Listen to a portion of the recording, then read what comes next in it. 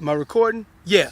All right. So I just finished so far 2 hours and 14 minutes roughly of what I decided to call trope buster mentality, or trope busters. Probably trope buster mentality. Trope, TROPE, and buster. I like trope buster. I like that term. And what we discussed so far is a lot of things. So obviously I want you to listen to it, but I want to continue where I left off, because what I was talking about Al Sharpton and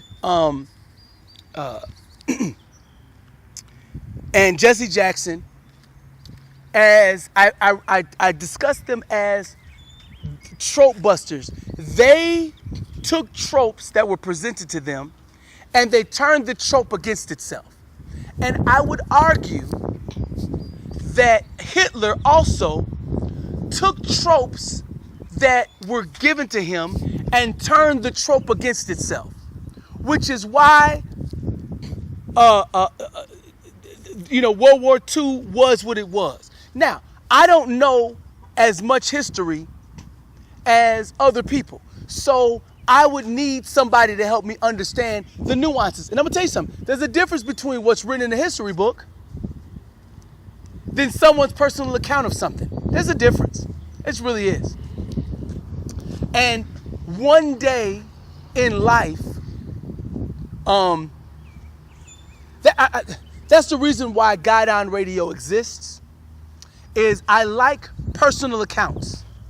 I like interacting with people to get the details and the nuances of various things that are complex. I like to get that from the people rather than getting it from just the book. Because I'm going to tell you something. I'll get it from the book. Yeah, I'll get it from the book. I get it from the book. You know what I'm saying? I read it. So I know, generally speaking, what happened. But I do know that, listen, he who wins the war writes the account of it. You know what I'm saying? So, and because I know media, I know how things go. I know that people embellish. By the time a story gets to you, people have made some editing decisions about the story. So, what's going on? Now, you work here? Yeah. Well, ma'am, are you like a muckety muck? Are you like a boss? I'm one of the higher ups. Ma'am, okay, I'm capturing audio because I'm recording something. I want to thank you for something. I need to thank you personally, right? I need to thank you personally. Your name is Christina. My name is Matthew Walker, and I'll give you one of my little things because I'm recording audio because I was recording. I'm doing a topic, and sometimes you just gotta leave the house. Forgive me for it being bent, but this is what I do. I live in Toma here, and I've been here for a while, and I wanted to thank you personally for something that, whether it was your decision or it was somebody's decision. Black Panther, I don't know if that's one of the greatest movies ever made. There's a bunch of movies that are out there that you can categorize and say, from 1 to 100, these are the greatest movies ever made. But I'm 41. I've been black for my entire life. Okay? And odds are you didn't become your hue or your color. That just didn't happen 10 years ago. You know what I'm saying? So you and I have had life experiences that have put us in this position where you are here. Somehow you winded up here with your car in the back and your keys to your car and the keys to the back of the building. You don't just go in through the front. I go in through the front. You know what I'm saying? Right? You come in through the back, right? You see what happens. And you got to choose when you come outside because, this is safe. I've been around here in the middle of the night. It's not that bad. You might have a couple drunks, whatever. You know what I'm saying? Whatever. But, Toma tries to be responsible with their cab drivers and get the people, whatever. So you made decisions that got you to be one of the managers here. And what I'm recording and what I'm trying to tell you is that I want to thank you for, you gave this theater Not only for my family, my wife and my children. My wife, she's got the card. I don't have a card. She's got one of the cards. The rewards card. The rewards card. And then my son and my daughter, they love this movie theater. Okay, we just love it. Our family, we always make plans. We always look at the movie, and this is part of our life. Coming here and then seeing the guy, the Marcus, is his name Marcus or his last name Marcus? The last name is Marcus. Last name is Marcus. He always comes up and says, hi. He played the piano, whatever his little thing is. That's always part of the experience because we get here sometimes always early enough to see him start the movie. Brilliant strategy, by the way. It's brilliant, okay? Just brilliant. This place is so nice. The people are nice. I learned that you guys got different. Okay, listen. I really got 3 jobs because I'm over here doing this, which is a separate job from this. And then you got to do that so that way you can work them and not, it can't be a full-time job. It's got to be like which budget-wise for the company, you got to do that so that you don't overspend in certain areas because this is not a movie theater in the city. It's a movie theater in, is this a country? Is this country? Country area? Like it's country for... It's what they call rural. Rural. RURAL. Rural. Okay? So they're even having challenges about, we're going to give internet to rural areas and broadband. Movie theaters still exist. I want to thank you because with Black Panther, you guys kept it here for a long time. Yes, we did. You kept it here way beyond the normal time for a movie. And I want you to know from the bottom of my heart, Matthew Walker, Ellipsis, the guy on that card, okay? I've been a newscaster with the Toma, and I think that the Image Pictures, we got a plan to actually rent out one of these rooms so we can play the movie that we're going to be making or that they're going to be making, at such a time here. Yep, we do that. Yeah, you know what I'm talking about. So what I'm trying to tell you is that from the bottom of my heart, thank you for playing Black Panther for as long as you did, which gave me the opportunity to see it twice. And I actually saw it 3 times. The 3rd time I saw it with my wife, but we did it as a date, and it was supposed to be both of our first time. But she had already seen it, and I had already seen it twice here. Thank you, ma'am. Christina, Yep. Thank you, ma'am, for having Black Panther here as long as you did. I know it was out of the norm, Yep. but from me, I'm grateful, and I appreciate it so much. I'm glad I got a chance to meet you, because I've been wanting to tell somebody that. I told the people that gave me the popcorn and the but I needed to tell you as a person in charge. Thank you. All right, so we're talking about trope response. And I say, when I was talking about Hitler, I'm not relating to Hitler as a good person or even, and I'm not trying to make a dumb equivalency between, Al Sharpton and Hitler. I'm saying as a trope buster. What's his name? Martin Luther, dealing with the Catholic Church. He was a trope buster. And when you identify a trope buster, that person becomes a threat to the trope. A trope buster is a threat to the trope. That's what I mean. A trope buster is a threat to any other trope that buster has access to. And that's what I'm trying to say. That is what I'm trying to say. I'm trying to say that a trope buster is a threat to the trope. And those that have implemented the trope, and listen, the people that implement the trope are the people behind the curtain. Who's behind the curtain? In The Wizard of Oz, it was the wizard or the Wiz. They upheld the trope with their big booming voice. They were the ones that defined the trope. And as you can see, the wizard didn't solve anything. That wizard didn't do anything helpful other than be a big blustering voice, to be a trope. Going to see the wizard.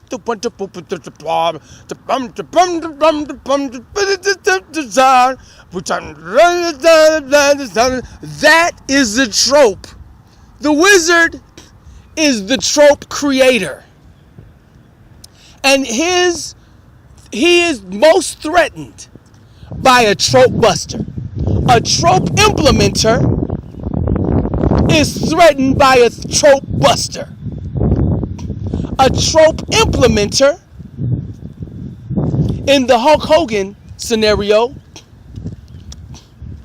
Hulk Hogan represented the trope. The heel represented the trope response. The trope implementer, or the person that created the trope, is everything behind the curtain. The cameras being there, the money being made, those that are making the deals. That stuff is so you understand what I'm saying? Hopefully you understand at least the positions of where I'm coming from. And again, I already know short form, when you discuss this stuff, when you discuss it short form, you're considered not in your right mind. Because there have been times when my wife has said to me, there is no such thing as a church system. You need to go to church. And she's right. Because not all tropes are bad. That's another part of this whole thing. Not all tropes are bad. It would be ridiculous of me. Here's a trope. Open the door for your lady when you come to. Now I can accept that or reject it. I choose to accept that trope. So when my lady and we come to the door, I open the door. I don't always open the door every time because my wife is a grown person and there are times that she's not around me. So she's going to have to open the door herself at times. Okay? But generally speaking, when I'm with my wife, you can call it chivalry or not. Doesn't matter to me what you call it. Chivalry or good manners or whatever. Or trope. That is something that I have implemented and I do it. When there's other women around, I open the door for them too. Just the way I do. Right? One of the things that annoys me when I go to open the door for people is I have to make an adjustment because there are some people who are young, especially with men, that don't understand that if I hold the door for some women, you don't just walk up to the door like I'm your doorman and just slide right in there. No. You grab the door like a man. And you open the door for your lady and not slide on in there like I'm your doorman. I'm going to tell you something. That aggravates the crap out of me. And that ain't chivalry. I didn't ask for that. I didn't ask to be your doorman. So don't treat me like I'm your doorman. You know what I'm saying? All right, so I'm walking around here. People want to treat you like you are their doorman. And I'm sorry, I'm not your doorman. I did not sign up to be everybody's doorman. So the trope can take you too far, especially when people who feel entitled to, who feel like they are entitled to trope activities going in their favor, you know. So then you got to turn the trope against itself at times. A trope buster knows how to turn the trope against itself. So the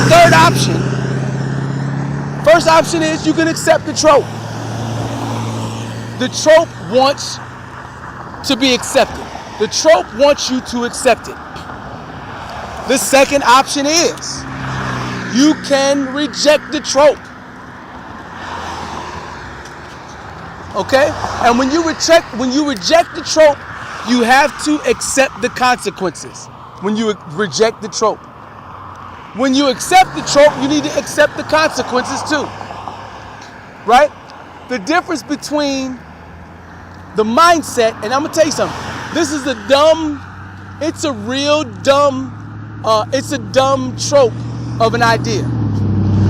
Because tropes beget tropes. Acceptance of tropes begets more tropes. Rejection of tropes begets more tropes. Tropes are going to be coming at you from all angles. And if you can't identify what a trope is, then you will get into something and not know how far the trope is going to take you. Okay? A hamster wheel is one ride at the carnival, but there are multiple rides at the carnival. And if you look at every carnival ride as a trope and think about it as what type of ride am I on right now based on this situation, then you'll understand how to deal with it. I need to step up out of this room full of mirrors. That's messing with my identity. I need to get up off this ride that's got me going in circles. Understand what a trope is. And again, we'll define that later. So far on the agenda, what we got to do is we need to define trope out of the dictionary. Hey, what's going on, man? We need to define trope out of the dictionary. That's number one. Number two, we need to define white out of the dictionary. And then define black out the dictionary. Okay? And you're going to see some tropes immediately. Okay? Now, this next phase, this discussion, is where I get into I was talking a little bit earlier about an argument that my wife and I had, right? Trope response. Trope response. And when I interacted with this argument with my wife,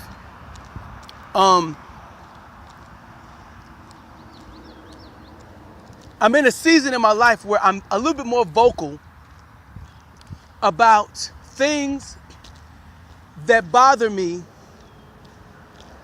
and my grumpiness, I will tell you the root of my grumpiness. The root of it's not anger. What are you angry about, Matt? I'm not angry. I'm actually grateful to God for my life. I've had a wonderful life so far. And I expect over these next many, many years to have a great life no matter what the challenges are. Okay? And getting into this argument that I was in, I need to first establish for everybody that's listening, what am I grumpy about? Because grumpiness and anger are two different things. The term grumpy is a comical word. Angry and aggressive are two words that are trope. Those are trope activating words. There are words that activate tropes.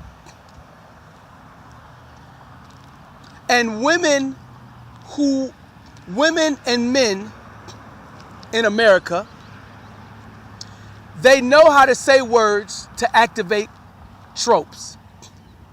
In the example earlier that I gave of that, where I said that every child of color has a moment, usually if they're around a lot of white people while they're growing up, there comes a time when someone in the environment, somewhere, somehow in the environment, someone lets them know before they're an adult, before they reach 18, to let them know you're different. And the you're different part maybe negative or positive, but it introduces one of the tropes into their life. And what that person, that black person, they have to accept the trope or reject. They got their choice of what to do with the trope. That's what I'm trying to say. Okay? So I had a math teacher when I was in high school. And at any given time in the lesson, at any given time, he would not let me know it's coming. He would not ever stop doing it either. But he introduced a trope to me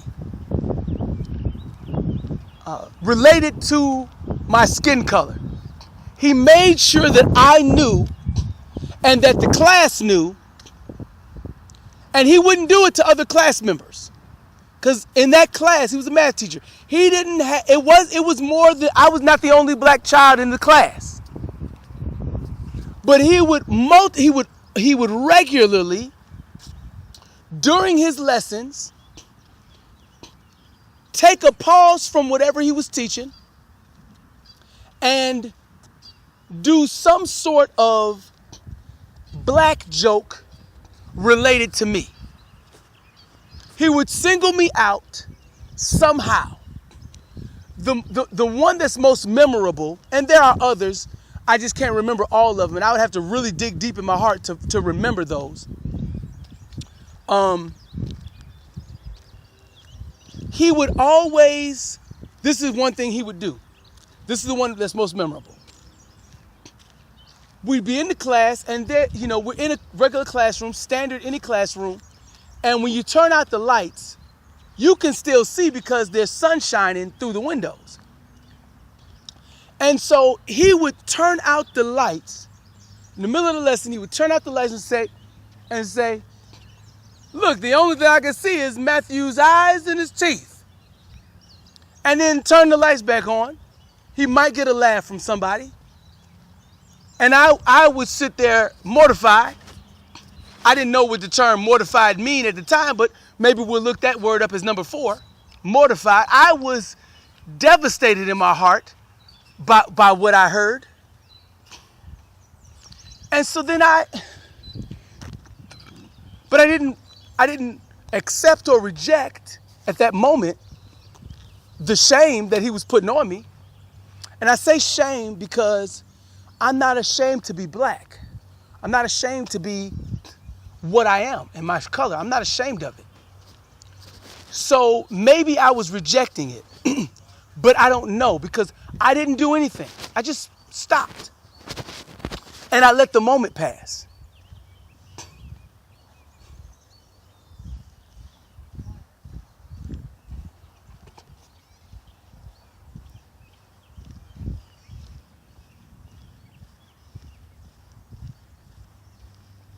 Hello, Mr. Braman. Sir, I've been passing this here I walk regularly, go to get my coffee sometimes. I've been passing this mailbox. And I'm gonna tell you something. For some reason, never seen you. I've never seen you in person, and I've never talked to you in person, okay? But I have been inspired by you for some reason. Everything, I know, it's weird. Okay, now listen. I walk, go get my coffee, walk to go get the bus, the Greyhound bus. I'm in the military because I live right over there, down the street over in the former 808 housing, right? Okay. So I walk past in the cold, in the rain, don't matter. Whenever I walk past, I see American flag. I see a version of thank you for your service, right? And then I see Braman. I don't even know if I'm pronouncing that right. Am I pronouncing that right? Braman. You're Braman? real close. Braman. Former military.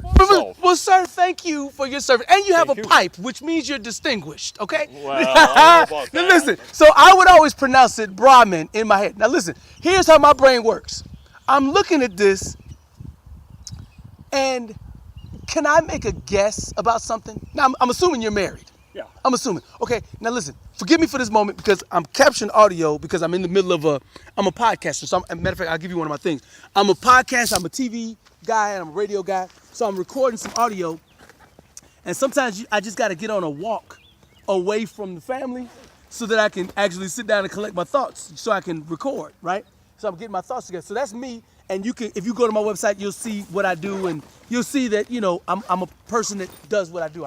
Military guy since I've been in the military since I was 17. I'm 41 right now, and I've been going to church as a Christian since 19. Okay, so all my 20s and all my 30s was church and army work, and I'm 41 right now. And my ETS date, sir, you know what ETS is, right? Yeah. ETS. Guess when my ETS is? Coming up soon, probably. No. No? My ETS date is 2036. Right. You see that face you said? Holy. Do you see your face, sir? Your face in 2004, I got an ID card that said ETS 2004. I was an E6. It said ETS 2036. It does something to your psyche. Yeah. It does something to your psyche like a prostate exam. Okay? That's what it's. Listen, the prostate exam, when I heard about it, that somebody takes their finger and does that, whatever they do, I was mortified by the thought of it. Then, the closer I got into my middle 30s, I went to do an exam for whatever, the warrant officer exam, candidate exam, and I just been paralyzed with fear. I don't go to the doctor. I'm afraid somebody go put their finger, like, oh, it's time, and they put on the chart, right? And so then they told me, said, no, we don't do it at 40 no more. We do it at 50. I said, thank God. I'm 41. I said, thank God. So I have accepted what it is, so I'm prepared, but at least I'm mentally prepared for somebody to do that to me. It's not that bad, really. Now, they normally want to start doing a colonoscopy about the time you're between 40 and 50. What's that? Was that squirting water in your rectum? No, they go up with a little camera thing and look around and. A camera? Not just a finger? Right. Are you out of your mind, No. Mr. I've had Braman? it done twice. What? I've had it done twice, and they put you out. I mean, you don't really know it. Of course they put you out. You're not going in my rectum with me awake. Yeah, you're a little uncomfortable afterwards, but not too bad. Oh my goodness. Oh, you gave me a lot right now. Hey, if you've been in the Army this long, right, you can handle it. Believe me, you can handle it.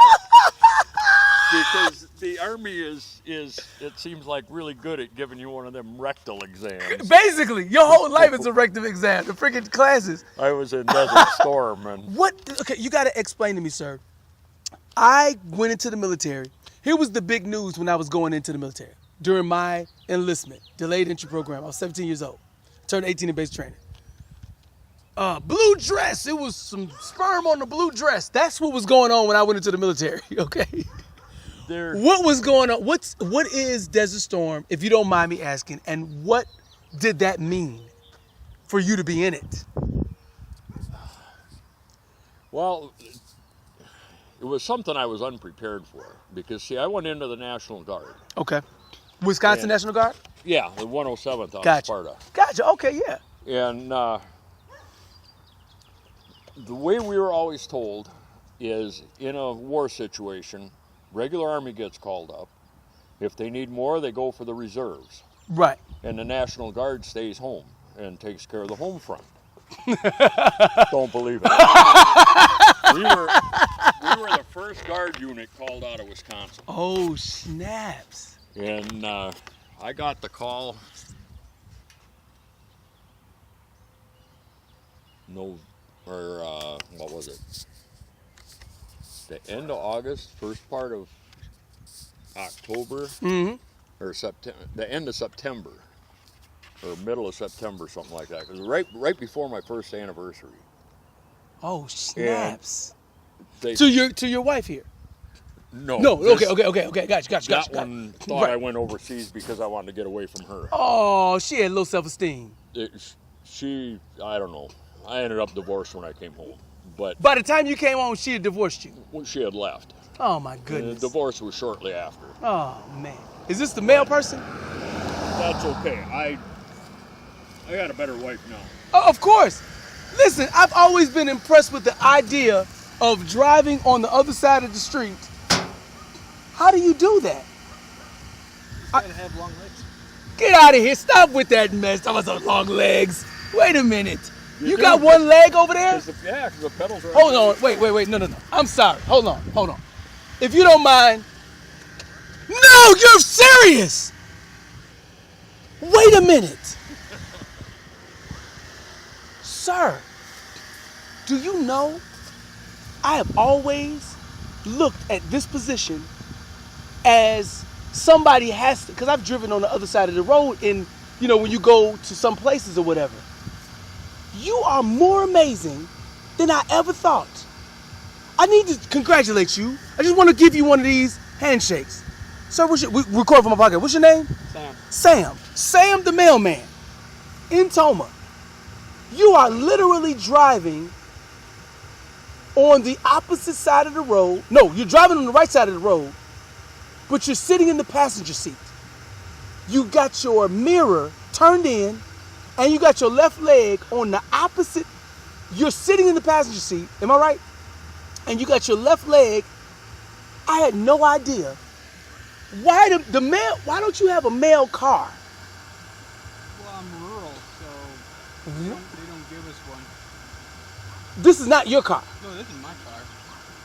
Rural, you use your car. Yeah.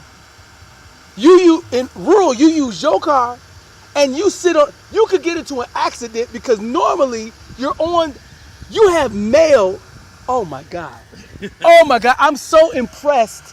I shouldn't be impressed. I'm just sorry that I've always thought that that's just what it was. A friend of mine is a mail carrier up by Warren's, and she's got a right-hand drive Jeep that she uses. Right, meaning She I had can't to get her herself. Yes, listen, sir, Sam, the mailman, thank you for what you do. That's all I gotta say. I didn't know. You deserve a dog. He's Desert Storm, okay? I ain't been nowhere like Desert Storm, and I ain't never did nothing like this. You deserve a salute from me. Oh, snaps. I've driven those right-hand drive mail trucks that they got. I was a mechanic down Yeah. for a number of years, and we'd work on one, have to take it out for a test drive. Yeah, they're weird. It takes some getting used to. Yes, there's cars all around you, and you're just driving. How long have you been doing this, if you don't mind? 3 years? 2 weeks. Stop it. So you're still getting used to it. Yeah. That's gotta be fun. Well, you two have fun. Thank you We're for trying. Thank you for your service in delivering our mail. I did not know this. Yeah. Did he just forget to give you your mail? Did I? No, he he dr- probably didn't have any. He didn't. Okay, I'm about to say. I hope he didn't. So anyway, we were talking about. We didn't mean to go into this, but the insecurities of the stupidity of the first wife. We can bypass that more because that's not part of the. But wow, congratulations to you Thank on you. not continuing that because she was short-sighted in the first place. For her to, does she not understand that when you get orders to go to war, it ain't because they're trying to get away from you. It ain't because you want to go. Thank you. I mean, I was uptight about it because, I wanted to serve my country. That's why I joined. I was 30 when I joined the military. Okay, yeah, yes, sir. And I wanted to serve my country and do my duty, but I didn't really want to get into a war situation. Well, I ended up in one anyway. But see, we were a combat support unit. Okay, gotcha. So we were in Dhahran, Saudi Arabia, at the ports, and when they'd bring equipment from Germany or wherever it came from, we would go over and make sure it was roadworthy to go up to Iraq. Gotcha. So we actually never saw any fighting other than the 100-hour war, they call it. Yeah. We got about 28 scuds. Into your I mean, within in your direction, in you guys' direction. one hit within less than 2 miles. Was it because you guys were strategically placed, or because the enemy did not have they had inferior equipment. They had inferior equipment. Gotcha. We were between the airport and the port where they brought Right. equipment in. And his idea, as far as we could ever figure out, Wait, who's his idea? Hussein. God, this is was to take, Gotcha.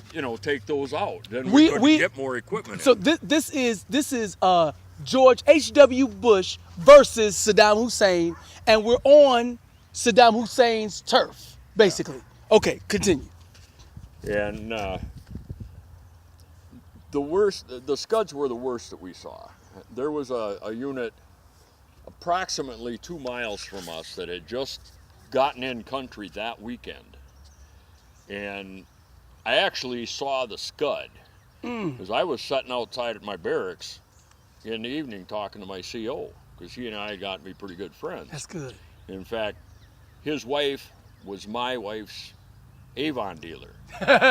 So Wow. we would see him, Yes. he'd come in the house. Hi, Captain, how you doing? He says, hey, we're off duty. I'm Pat. Yeah. Okay.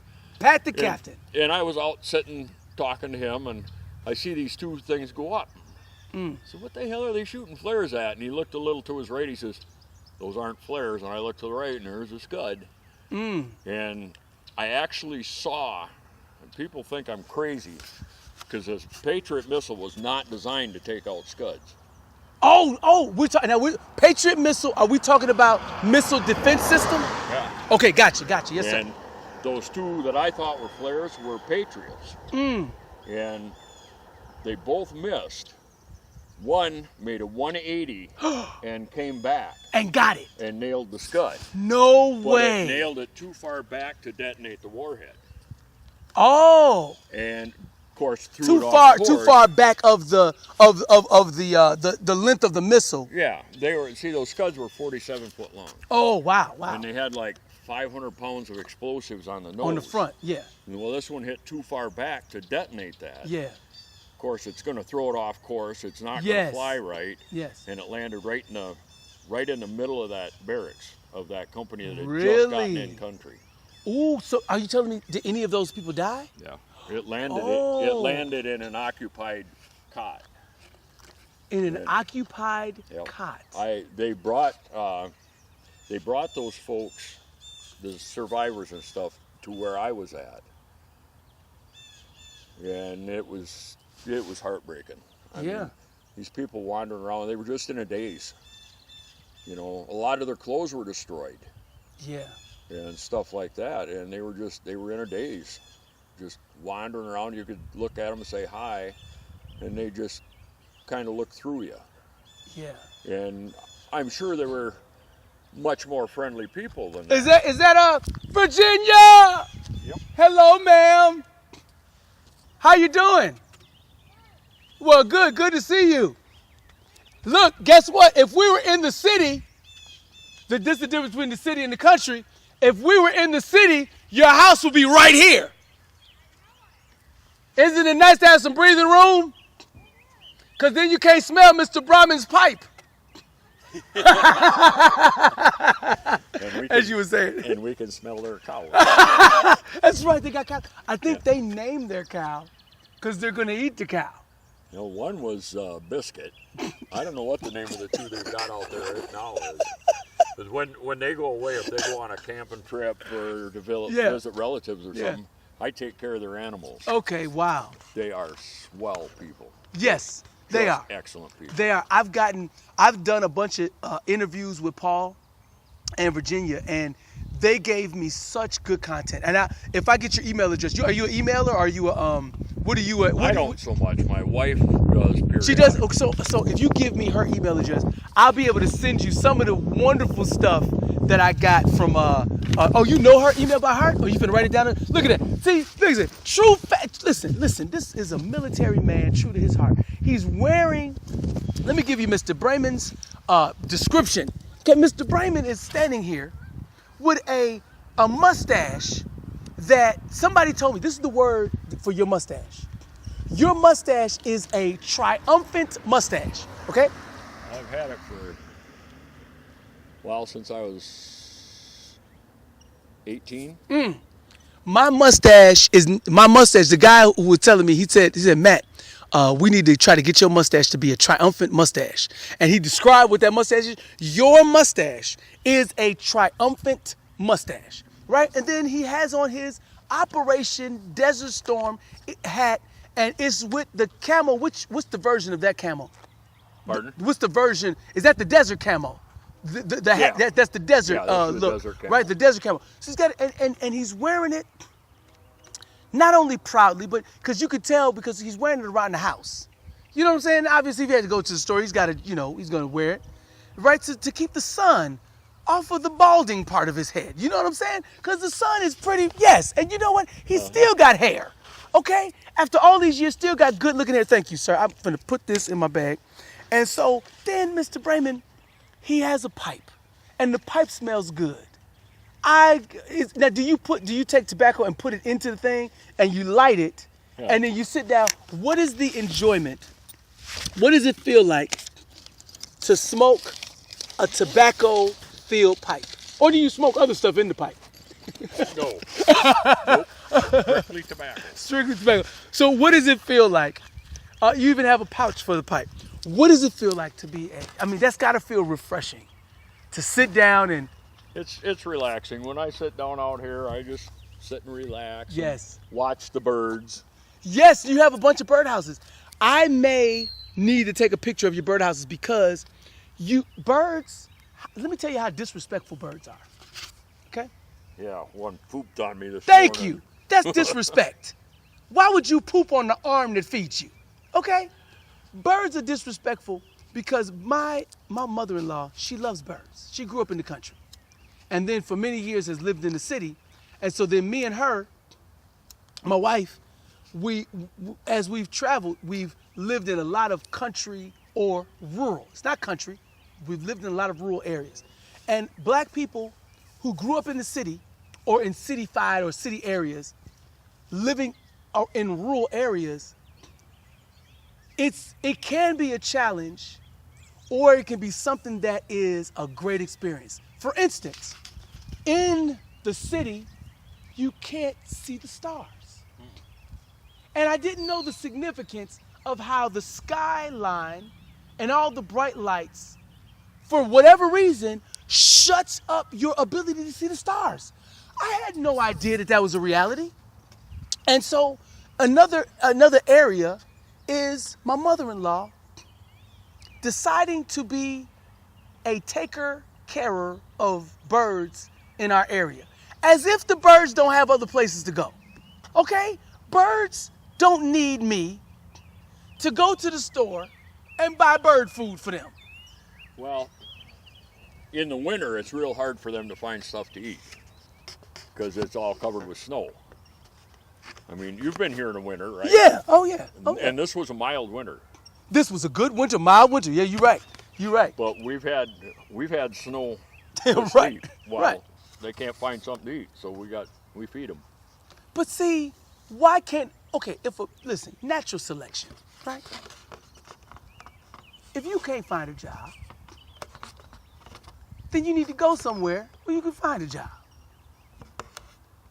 If a bird can't find some food, you're doing a service to the bird community, to the environment. Is that really? So now, that's what ticks me off about birds, because you don't have to do it. We're nature lovers. Nature lovers, that's what I'm saying. Out of the kindness of you and your wife's heart, y'all take yourself down to Walmart, and y'all probably could get raggedy food for them. But you guys have settled on a couple of brands that you didn't taste it. This tastes good. No, you didn't taste it. But you chose the brands of bird food to give them. And what you have right here, this is more than a buffet. This is actually, what I'm looking at is literally like in the mall. What's the mall where the food court? This is a food court for a bird. Am I right? Because you got the one thing that's hanging up there. That's one thing, some seeds. And then 1, 2, 3, 4, 5, 6, 7. 7 different choices, right? That is a bird food court. Well, that orange thing, that put jelly in it. Put grape jelly in it. The grape jelly. For the Orioles. Yes, listen, I could have lost my job at Walmart because of some Oreos in that jelly. Because my boss ordered the jelly, and then people was coming in buying it by the crap load, and it was gone as soon as it hit the shelf. And so then the lady came in and was hollering at my boss saying, "You should have had ordered some more." Blah, blah, blah. And my boss, she did not snap back and say, "Listen, man, we already ordered it, and get the heck out of my face." She didn't do this. She said, "Yes, ma'am." And I said, "Oh, when injustice is happening, I wanted to reach over and tell that lady, listen with your," and start going into something, but I didn't do it. I had to walk away so that I did not follow the trope. But I want you to know that the birds are disrespectful because they come and eat at your food. Right, you're laughing, right? You're laughing, right? Because this is why they're disrespectful, okay? Because they come and eat at this fine establishment. They don't pay anything, and they paid you and poop on your arm. Yeah. That's some disrespect if I ever heard it, okay?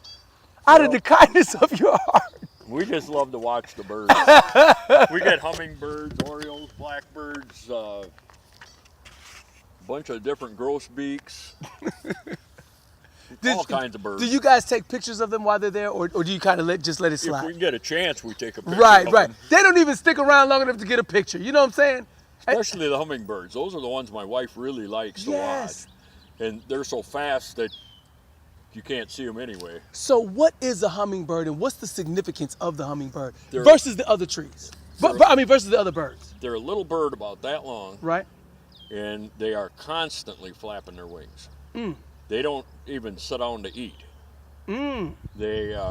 There's those two red feeders up by the house. Oh, wait a minute. It's more. Oh, I didn't see all of these. I saw 7. It's 8, 9, 10, 11, 12, 13. That's 13. Yeah. 14. There's one up in the tree. Yeah. Oh, sir, you guys are blessing these doggone disrespectful birds. Okay, as you were saying about the hummingbird. They've got a beak about that long. Yeah. And they fly up and they put the end of their beak into a flower, or there's little holes in those bottom tubes, Yeah. and flick their tongue in there and get the nectar out. Yeah.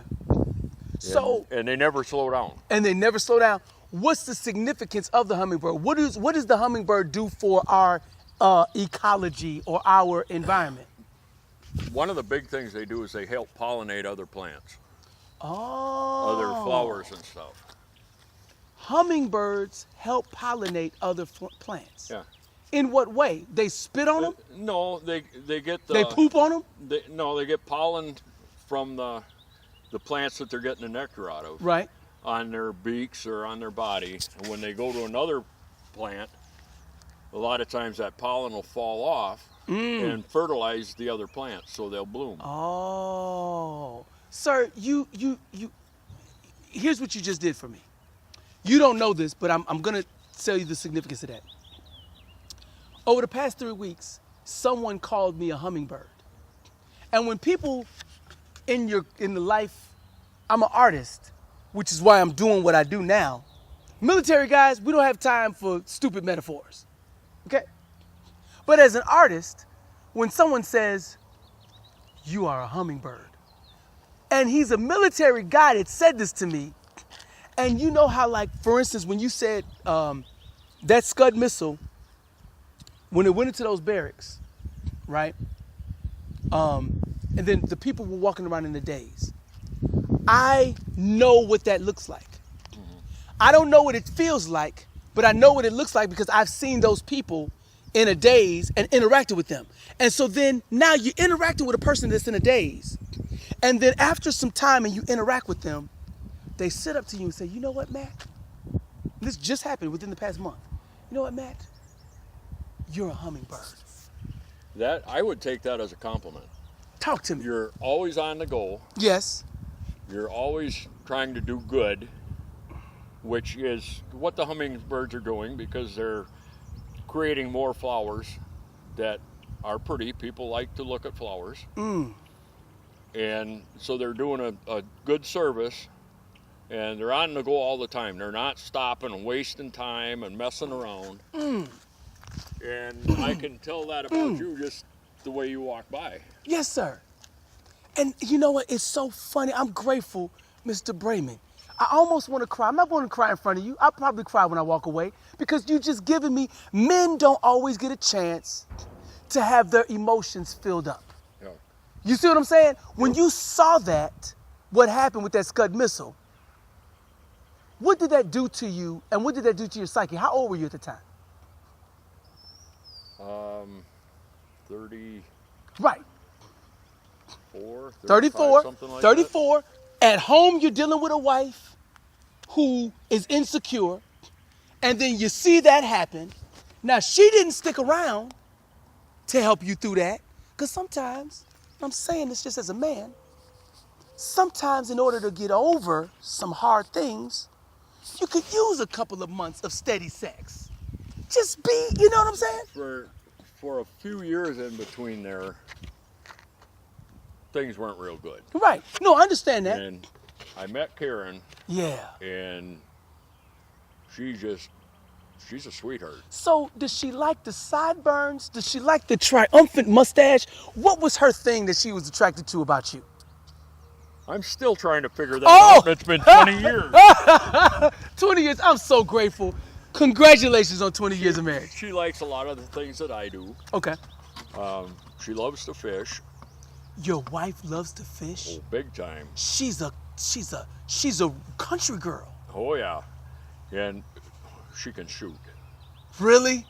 She can shoot better than some military guys I've seen that have been at it for years. Mm. She's got, the top of that tree is, we cut it off. Which we one? Thought that Wait, yeah. I see. Gotcha. We thought it had died. Oh. And we just kept it there to hang her wind chimes in and bird feeders and such. And it started growing again. Oops. Yes. But if that means you pruned the tree, basically. we did more than prune it. We cut everything right off. And we get a lot of squirrels. Okay. Yes. They'll go up that tree, and if she's got her BB gun out, Come on now. if that squirrel pokes one eye up over that stump where she can see it, it's blind in one eye. Ooh. She is deadly wicked. Ooh. We used to go walk in the woods. Neither one of us can do it anymore. We're just to the age where it just doesn't work, and our bodies don't work that well anymore. But I always carried my 357 Magnum. Okay. And I'd load it with 38. Yeah. And we just go plinking. Yeah. You know, and there was a tree out in the woods with a yellow ribbon around it, marked. It was one that some friends of ours gave us that said, "Do not cross" or something like that. And there was an N pointing right at us. Ooh. And I handed it the 357, and it was almost from here to that tree away. I said, "You think you can hit that N up there?"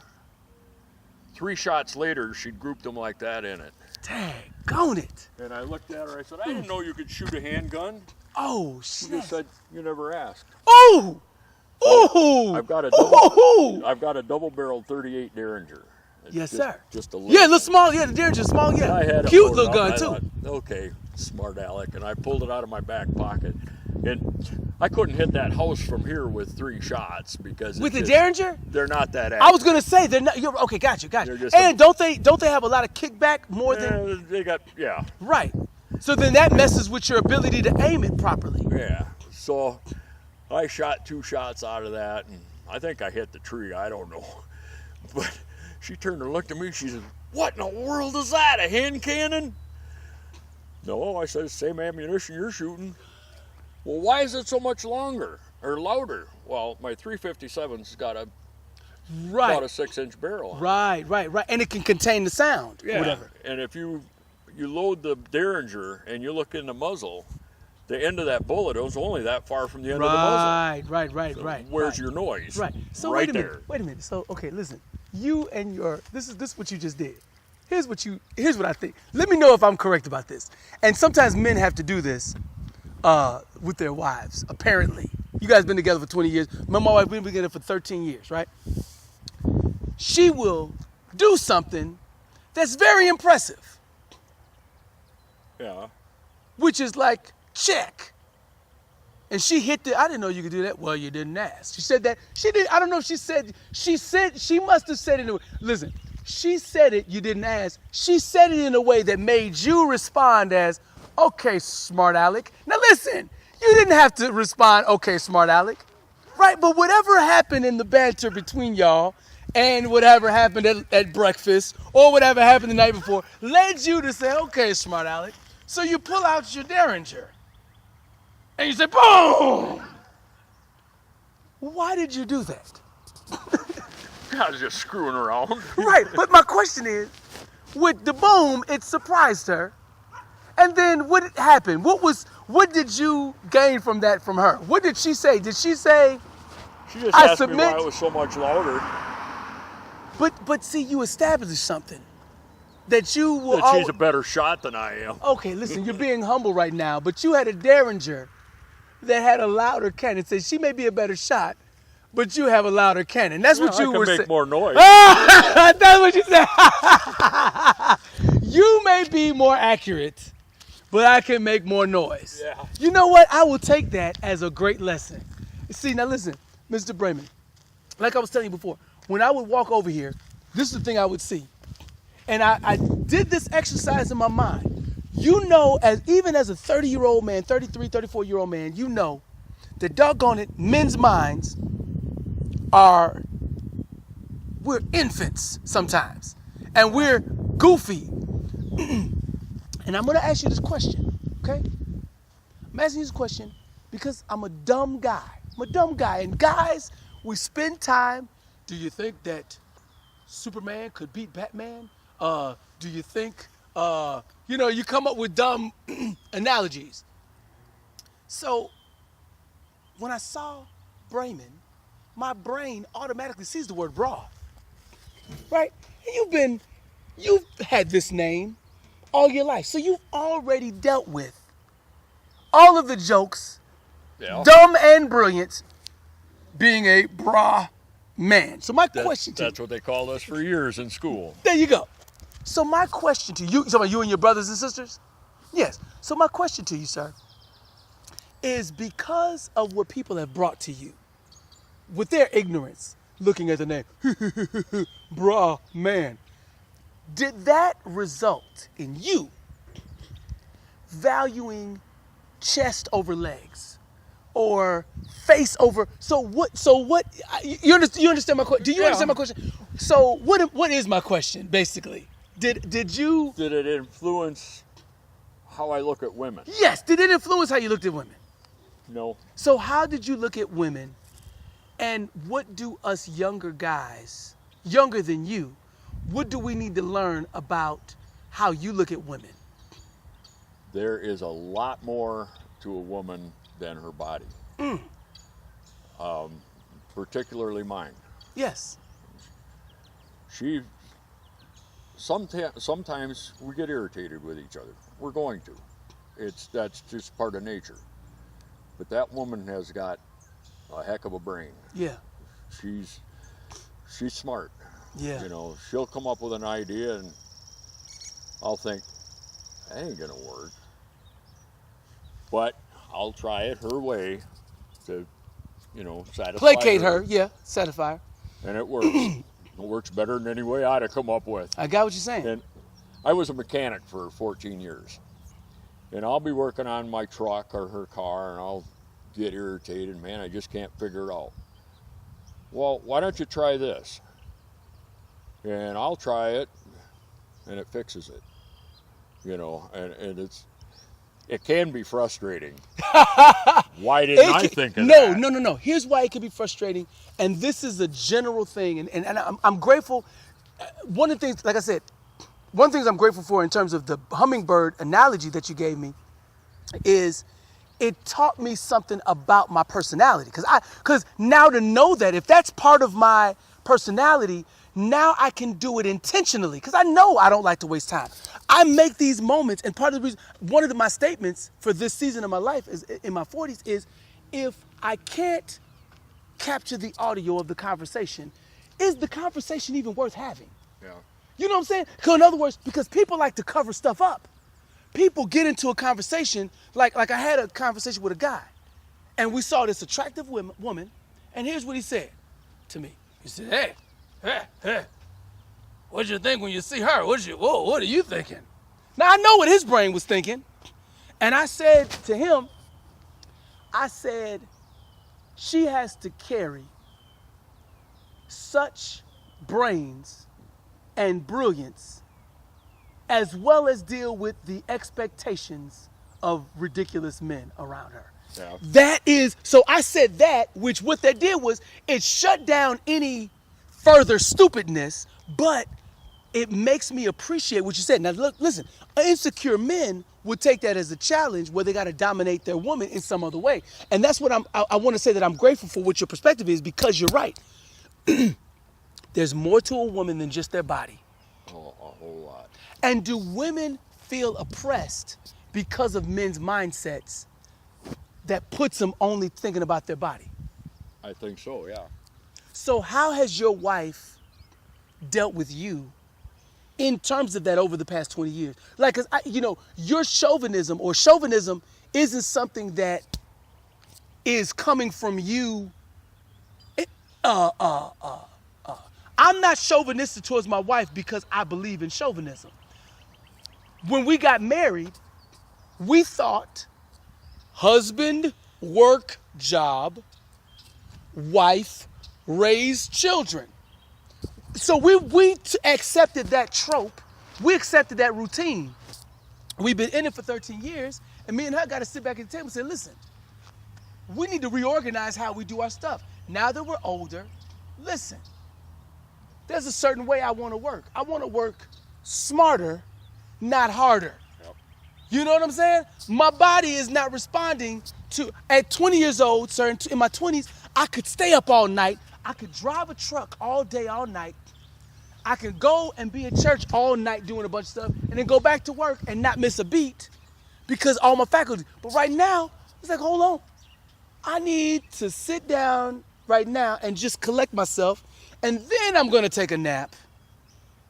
You ever heard of the siesta? Oh, yeah. When I was in the military, I learned to take power naps. The power nap. I could Come on now. I could hear what was going on around me. I was semi-conscious, Yes. but yet I was completely relaxed. Yes. Half an hour, 45 minutes later, I'd become fully aware of Yes. everything and feel refreshed. Yes. It's so important because in this day and age, that giant monster. Have you ever seen that giant monster drink? People are drinking 2 and 3 of those. It messes with you. I tried one of them one time and didn't do anything for me. No? And I didn't even care for the taste that much. So I drink 2 cans of Mountain Dew a day Okay. and a cup of coffee. Wow. And that And- keeps you going. When people talk about healthy stuff like, oh, you got to eat this, you got to eat that, you drinking 2 cans of Mountain Dew every day and a cup of coffee, that's your routine. Is that a good thing? Do you enjoy that as your routine?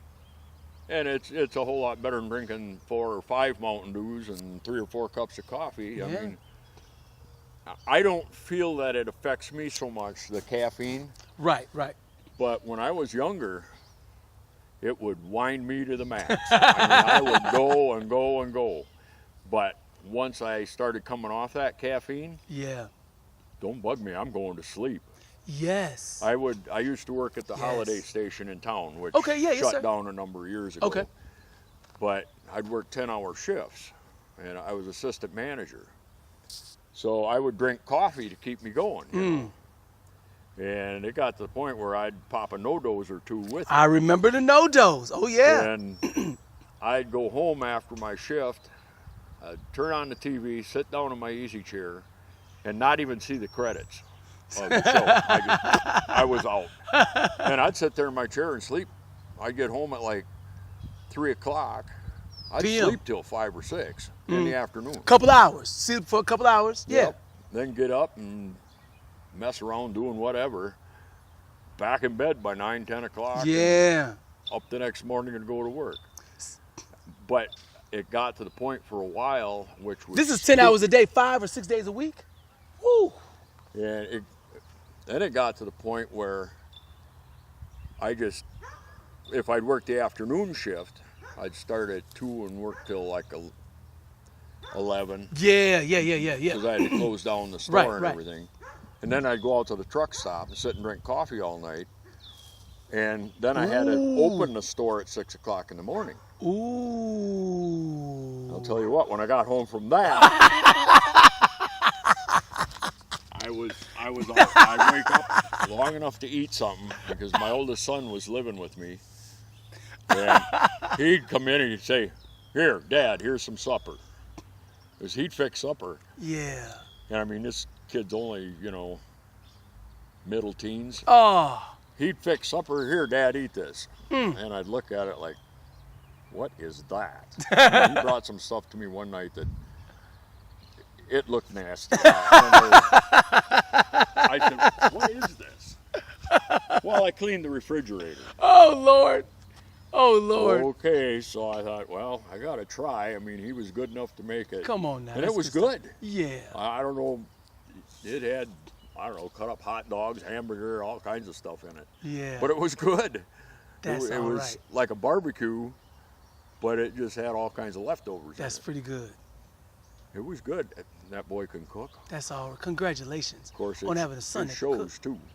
What do you mean it shows? He's my height or so. Oh, I got you.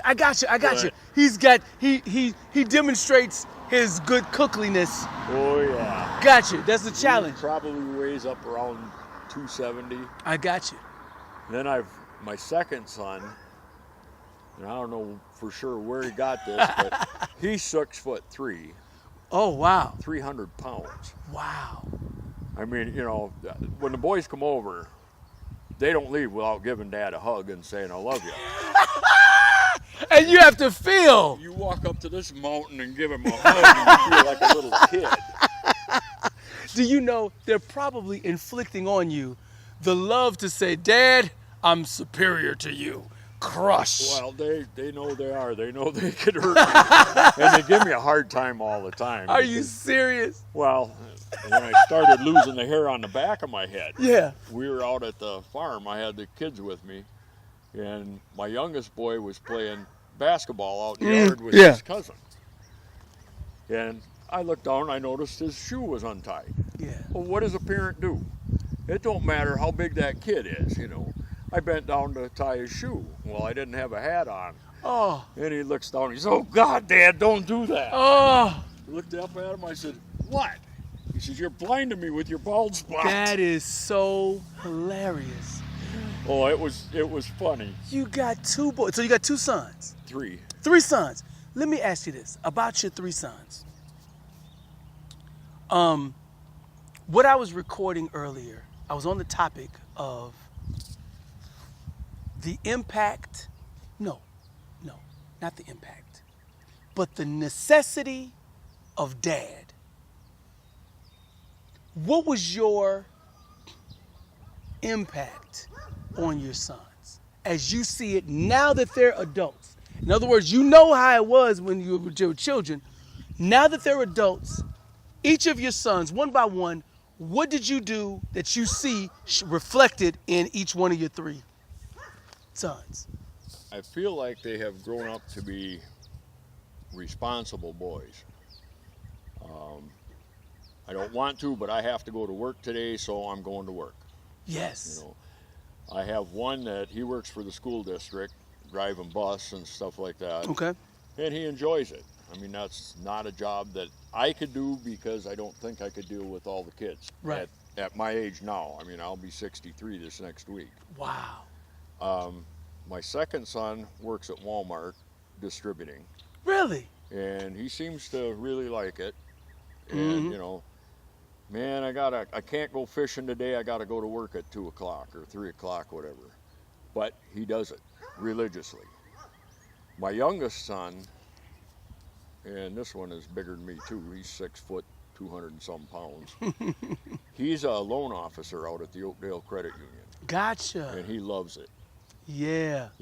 There's times he'd like to take off and go fishing or something like that, but no, I got a job. I'll go fishing this weekend. In fact, hopefully 2 out of the 3 of them are coming over tomorrow. We got a tree in back there that it's come out of the stump in 3 trunks. Yeah. One of them is leaning quite a bit, and we're going to put a shed behind the garage. Oh, wow. And that's going to help stabilize that tree so that it grows? No. Or you're going to cut down the tree? Cut that that one Oh. side off because we don't want it to fall on the shed. Yeah. And I called him up and asked him, yep. Well, we had talked to him, I don't know, a couple weeks ago. And yeah, he says, I'll come over and help you. You're gonna build a shed? No, we're down there that nice Oh! 131 surplus. Yeah, He's got yeah, all yeah. those sheds. We're Yes. gonna get one of them. I was gonna say that's a good choice. I mean, those are nice, aren't they? They're nice sheds. They're well built. I've Yeah. talked to a number of people that have them. Those are. Did Amish people build those, or is that? I'm Just- not sure if the company that builds those Okay, is gotcha. Amish. Right, But right. there are ones around the area that the Amish build. Right, I got you. But these have got a 5-year warranty on them. Not And bad. it's all treated. That means that material. that means they stand behind their work. Yeah. And Man. I mean, my garage is full. Mm-hmm. I got a 4-wheeler. No, that's not in there. It's sitting out front right now. But I got 2 lawnmowers in there. I ride a Harley Sportster. That's in there. Well, then an air compressor, and I've got Yeah. a plow for my 4-wheeler in there and stuff like that. There isn't room for me. And I like to do woodworking. Mm-hmm. Well, down in the little house in the back, I've got a little shop down there, but I never get time to, Right, now I I got don't you. get time to do it. But my wife wants me to move that up into the right half of the garage so that I don't have to trudge through snow in the winter to get back there. Yeah. So we got to get all that stuff cleaned out. Well, I don't have anywhere to put it. So we're gonna, because my Harley sits on the left side during the winter. Yes. Well, we can't get her Jeep in. Gotcha. And of course that Jeep, that'll set for 2 or 3 weeks at a time without going anywhere. Mm-hmm. So we want to be able to get that in the winter and out of the snow. And Right, I I got mean, you. it's in good shape for a, Right, of course. you know, for a, what, 9-10-year-old machine. Yeah. And we want to keep it that way. Mm-hmm. Because we're figuring that those 2 vehicles are hopefully going to be the last 2 we ever have. to Right. buy. I'm gonna tell you something. And that what you just said to me, that is how I think. And I think the same way because of my dad. Yeah. You say, okay, look, I got this vehicle. I don't need a brand new, I don't need a fancy, whatever. Okay, practically speaking, this vehicle is an investment. As soon as I take it off the lot, it loses value, Yeah. but it has value in my life. Okay, we paid it off, or we bought it straight out. So now, how far can this horsepower take us? I'm gonna ride this horse because they measure the strength of an engine by horsepower. Nope. How many horses, would it be? And I got some video footage that somebody showed me of Amish people. Instead of them hiring a company to take a shed and put it on top of some type of truck, they used like 8 or 9 horses to move a shed. Yeah. It was the funniest piece of amazing silliness, some Three Stooges type looking stuff, for them trying to get horses to all be in alignment to move a shed from here to maybe a 2-mile spot. Yeah. What are you doing? But they do it. They do it, and that's my point. Horsepower in a vehicle, you've decided we're gonna go this far. And you're playing your chance happens everything, anything can happen, but no car like that is gonna hit the vehicle if it's sitting right there. Yeah. We bought the Jeep with 53,000 miles on it, and it's got, I want to say around 77,000 on it Look now. at that, look at that. And we've had it over 6 years. Oh yeah, that's not bad. So we Less than don't put 30,000, 5,000 miles on it, That truck, it took me 1.5 years to find that truck, because people that got those Rangers want them. Yeah. And I bought it with 162. It's got 177 on it.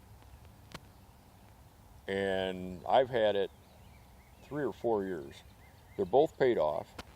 The truck And I needs- think you can get that beyond 200,000 miles. Oh, that's got that 4-liter engine in it. I'll probably be able to push, I'm expecting to be able to push 250 to 300,000. Yeah, exactly. And I've only put about 5,000 a year on that.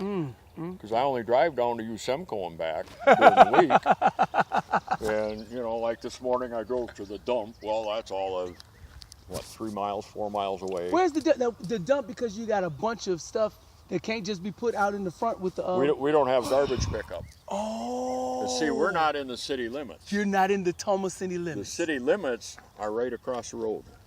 Wait, hold on, Mr. Braman. Mr. Braman, I'm in Toma city limits right here. No, it's, I think, just beyond this tree line.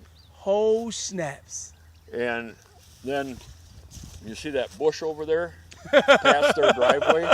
Yeah. Just beyond that is city limits.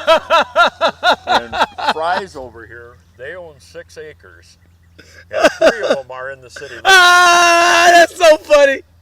So, I mean, Which means you, so, because in other words, that's why the mailman got to have his leg on the other side, because on my side, we got a regular mailman and we got the garbage pickup. Yeah, see, we don't have any of that. Oh. We have our own well, we have our own septic. I can go in the backyard and shoot guns legally. I don't, because I don't want to blow a window out of Walmart, Of course. you know. But I do plan eventually to put a pile of dirt back in my wood line back there. Yeah, so you could do a little bit of so that I shooting can there. shoot some handguns. So wait a minute, this is unincorporated Toma? Is that what it means? Or this is just This is the township of LaGrange. that's why on my phone it says LaGrange. Yeah. So are you the mayor of LaGrange? No, Who is the mayor of we LaGrange? don't actually have a mayor. Ah. It's, each county has 36 townships, I think it is. Each township is,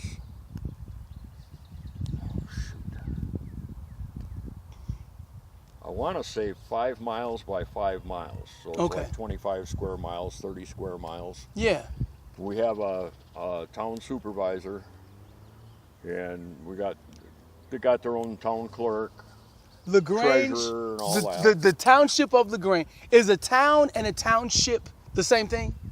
No, a town is like Toma. Okay, okay, Conglomeration of buildings and people and stores and businesses. okay. A township is basically just Is it rural area that you kind of just assess? It's rural area, and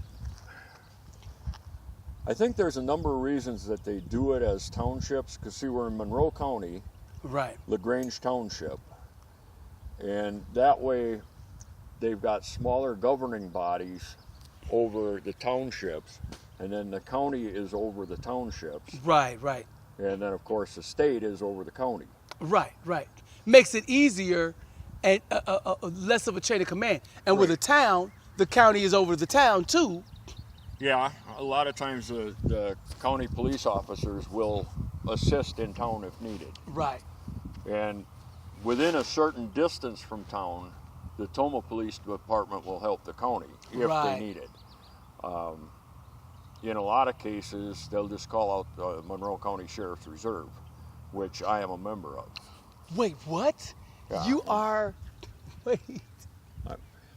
A lot of times they call us rent-a-cops. Oh God. Oh, I'm about to, oh my God, this is so amazing. And that's kind of an insult. No, it is an insult to say that, but I'm so amazed right now because what you're defining is your volunteer status, because you're a volunteer to do that. To help the township out, you become, because we're really talking about, when I look on TV, the closest that I can get to something what you're describing is when I assess it, I'm thinking I have to start with, in order for me to grasp it as a picture, I have to start with, I got to start with Andy Griffin. I have to start with that show and all of the years of watching that show. That's where I got to start in order to understand rural. For some reason, I got to start there, and then I upgrade my understanding. So when you just told me, like Gomer Pyle in Andy Griffin's show, he was not a deputy, but there are times when he helped out. Yeah. And they hooked him up. There was a spinoff with Gomer Pyle and whatever, because Gomer Pyle got popular. with you, you volunteer as a what sheriff? As a township sheriff? A reserve officer. A reserve officer. We don't have arrest powers unless we're helping a TOMA officer at a scene or something, and he needs it. He can temporarily deputize us. Right. Or And- activate. You're already deputized. Activate you. Then we can use our handcuffs and Right. such. We can carry handcuffs, but we can't use them because we don't have arrest authority. I got you. Your arrest authority is derived or activated in the time of need of a TOMA police officer. Or county. Or a county police Yeah. officer. You've given me a lot. And I need to let you, I'm gonna come back, just so you know, this is gonna be a long spring, because it's already in spring. It's beautiful. This is the month of May. Yeah. Okay? We got May, June, July, August, and September, and October if it goes well, and maybe November if winter just is slacking off. If winter decides to slack off, then November is gonna be good too. And what I'm gonna be doing, sir, is this year, for me, is a breakout year of television, radio, and putting my stuff in places. I'm gonna send your wife to her email. I'm gonna send her some audio so she can see what I do and see, I might even take a little portion of it to say, hey, here's what your wife thought about it. Here's what your husband said, some kind words about it. It's beautiful. Just don't get me in trouble. You will not be in trouble because I am about the empowerment of husbands, and I'm about doing hummingbird activities. Going around spreading, what does hummingbirds do? Spreading the pollen? Yeah. And like I said, take that hummingbird comment as a compliment. I would. Oh, that's so good. That was so wonderful. Because the guy was when he told me that, you got to remember, he had his own scenario where he was in the place, in a daze, walking around in a daze or whatever else. And then we're talking, and after some time of us talking, he says to me, you know what? You're like a hummingbird. And then he wrote me some stuff to help me understand that. And then it started me on this path over this past month of figuring out, what is a hummingbird? And I appreciate you, Mr. Braman. Sir? When somebody calls you a hummingbird, Yes, sir. I would take it as a compliment. I do would take it as a compliment, as yeah. Good compliment. Yes, yes. Because that means I'm just running around flying around the country doing good things. Yes! Flying around doing good. Yes. So I'm gonna go home, because my wife and I, we had a difference of opinion this morning. And I needed to leave and go get me a cup of coffee. And my vehicle, we got two vehicles, and mine said, blah, blah, blah, blah, blah, blah, blah, blah, blah, blah, blah, blah, blah, blah. I said, well, I guess I'm walking. Oh, yeah, and we'll talk again. Thank you, Mr. Braman. Thank you for your time, sir. I appreciate it. Oh, man, I'm talking about, God, you be hooking me up. Lord, thank you for hooking me. Oh, I'm grateful. Thank you for your support. This is not a secret, tight hold, like no spiteful, lack of insightful, not no rival, society, hold no eye, it's irony, cattle on 1,000, my propriety, more than the zeitgeist, hands down decidedly, the king of Babylon, 8 pine, then no pine of me, some of the council said finally, I'm patient, think refinery, think about the beast, be still, voice, real choice, third seal, big reveal it all, lay hands, heal them all, cast the net, get them all, highways, byways, meet them all, banquet, invite, met them all, set them all, down, break bread, ass, if it was the last, I just makes you crash, but let's not let this moment pass, because when you grasp it, you'll remember. When you do this, please don't do it in the frivolous ambivalence as traditionally. See what I mean? Do this in remembrance, please remember me. Please, oh please, don't do it in the frivolous ambivalence as traditionally. See what I mean? Do this in remembrance, please remember me. Listen, I would like to thank you not only for downloading this song, but for helping me usher in this season where I'm delivering to everyone new music, on my new album called The Ellipsis District. Now, you can pre-order the album, you know, and if you pre-order it, I will send you this song.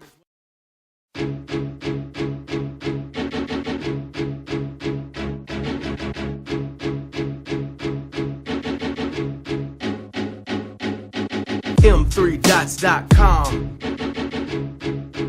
God on Radio.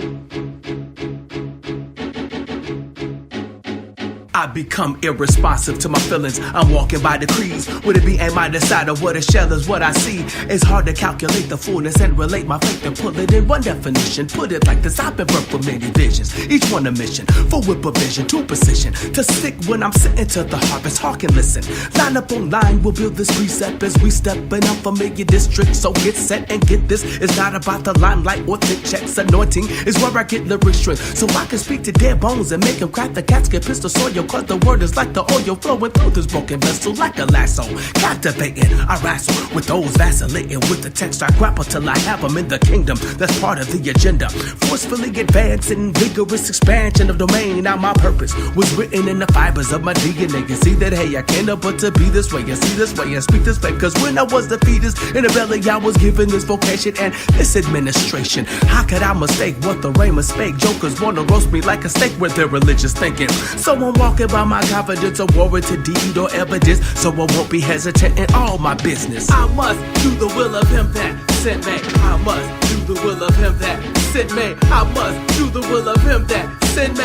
The Ellipsis District doing the word. I must do the will of him that sent me. I must do the will of him that sent me. Free downloads at M3dots.com. The Ellipsis District doing the word. Now when I with the finger of God banish spiritual wickedness that have inhabited people that won't deliver us, no doubt it is the kingdom agenda. In full effect, we came to wreck shop and havoc on Satan's kingdom, casting forth lightning, scattering the principalities and set up shop on my territory spot. Who am I? I govern, son of the Most High. I won't die till I handle all my Father's business. That's the mission and the operating system of my life. So all my thoughts become aligned with my destiny. Watch me make it. Those situations have a rise to try to buy me. I pull out the sword of the spirit and make her get behind me. I ain't stopping, it's my time to progress. Put on my battle dress, as it says in Ephesians. No time to stress, ain't no time to guess how to use my weapons of war. That's what my training's for, to get me all tactically proficient in this art of lyricism. Give me rhythm and I vow to make a cut to break a million folk heart. Cause I enter into your spirit with words of life and permeate the present mind state with the constant flow of challenges designed to make my listeners evaluate their present way of thinking versus scriptural opinions that balance out as truth. I got to do what I must without the fuss, so don't think that I'ma ever give up because I'm focused. I must do the will of him that sent me. I must do the will of him that sent me. The Ellipsis District doing the word. Free downloads at M3dots.com. I must do the will of him that sent me.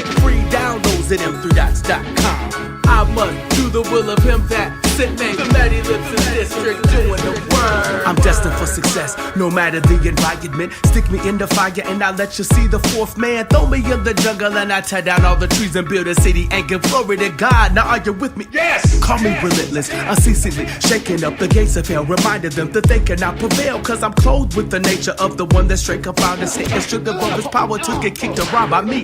Don't you know you can't form a weapon bad enough to stop this flow? This is my heritage, so back up when I get the flow. When I enter in the door, you best to recognize the authority, or you gon' make me pull out all my keys, all my dunamis. I don't shoot to miss, that'd be ludicrous. Living outside of the covenant with a slave mind. No, I got the mind of a child of the King of Kings. Come into your area and bring the kingdom style in. I could take on 1,000 and make them all dash, and the rest will get smashed with my partners. Jump up in this, what the deal? Either have an ear to hear, listen, cause I'm talking in terms of the spirit, and I probably motivated you. I must do the will of him that sent me. I must do the will of him that sent me. I must do the will of him that sent me. Free downloads at M3dots.com. I must do the will of him that sent me.